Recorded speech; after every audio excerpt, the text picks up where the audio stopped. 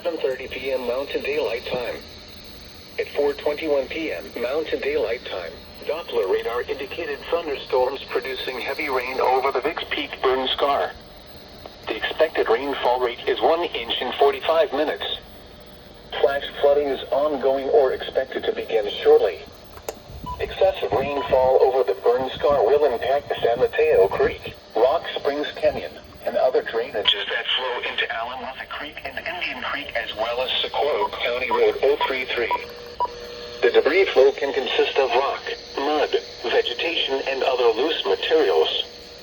Hazard: flash flooding caused by thunderstorms in and around the Vicks Peak burn scar. Source: radar. Impact: flooding of areas in and around the Vicks Peak burn scar. Some locations that will experience flash flooding include mainly rural areas of southwestern Socorro County. Turnaround: don't drown when encountering flooded roads. Most flood deaths occur in vehicles. In hilly or mountainous terrain, there are numerous of low water crossings which are potentially dangerous in heavy rain. Do not attempt to cross flooded roads. Find an alternate route.